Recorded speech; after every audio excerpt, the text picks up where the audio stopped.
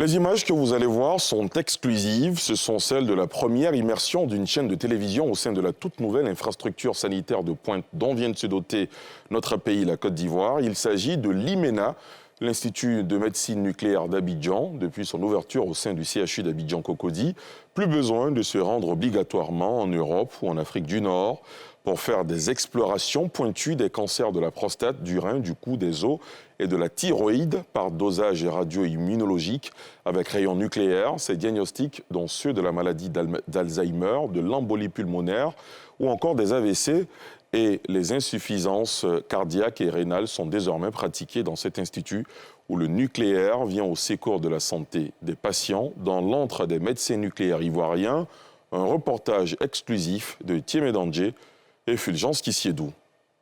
CHU, Centre hospitalier universitaire d'Abidjan-Cocody. À l'intérieur, l'IMENA, Institut de médecine nucléaire d'Abidjan.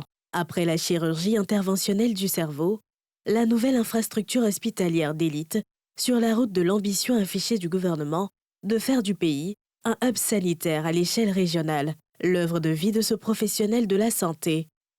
Premier médecin nucléaire ivoirien, il est aux petits soins de ce patient référé pour un examen de la thyroïde.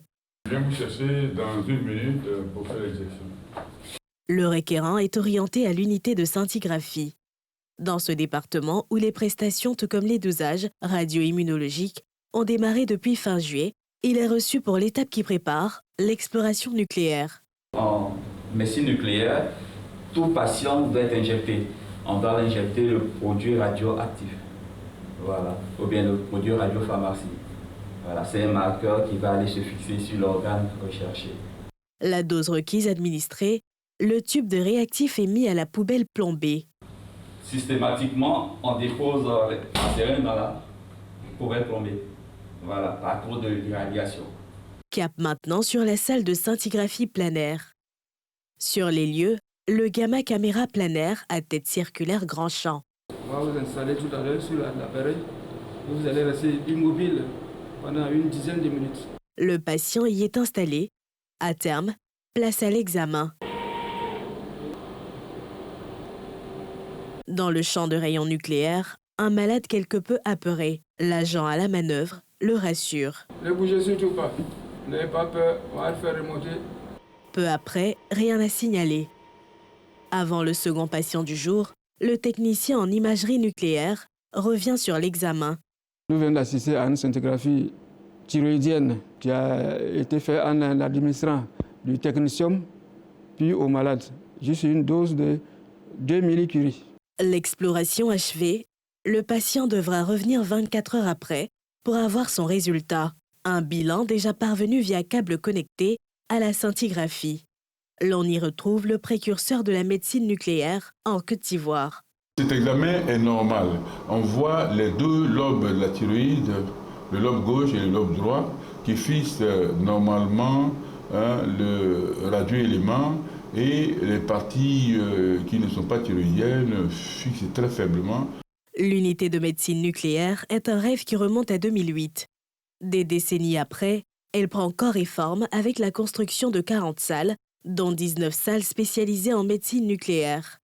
Celles-ci sont opérationnelles avec du matériel de pointe de scintigraphie, tomoscintigraphie et imageur hybride, ou encore les dosages RIA, radio-immunologie, permettant la réalisation de plusieurs examens de pathologies graves, dont les cancers de la prostate, du rein, des os et de la thyroïde. La médecine nucléaire est vraiment en matière de diagnostic de la prostate le gold standard.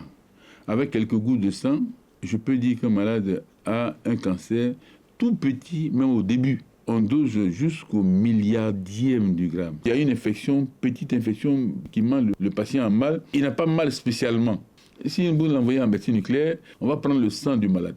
On va sélectionner les globules blancs. On va les filtrer chez le même malade et on réinjecte ces mêmes globules blancs après les avoir marqués avec la radioactivité. Comme ce sont ces soldats, ils vont chercher et vont à l'endroit où il y a infection. Quand ils arrivent là-bas, on découvre la lésion, le lieu de cette infection mystique, et puis le chirurgien va évacuer. Au quotidien, outre les techniciens en imagerie, 3 médecins nucléaires ivoiriens et leurs maîtres, avec du matériel d'exploration de dernière génération, font tourner au quotidien le service. Une spécialité qui fait peur. C'est le nom qui effraie. Les doses que nous utilisons ne sont pas dangereuses, sinon on ne le ferait pas. Les radioactivités que nous utilisons sont très faibles et les patients ne doivent pas avoir peur du nucléaire. Avec le déploiement de la médecine nucléaire, plus besoin pour tout usager de soins vivant en Côte d'Ivoire de se rendre hors du pays pour bénéficier des prestations de cette discipline. Après le pari de sa mise en place, l'expert ivoirien, titulaire de 21 diplômes académiques, nourrit une nouvelle ambition, obtenir de nouveaux équipements de pointe pour ouvrir toutes les spécialités de cette discipline. Un autre rêve pour faire de la Côte d'Ivoire la destination privilégiée pour les explorations nucléaires à l'échelle régionale.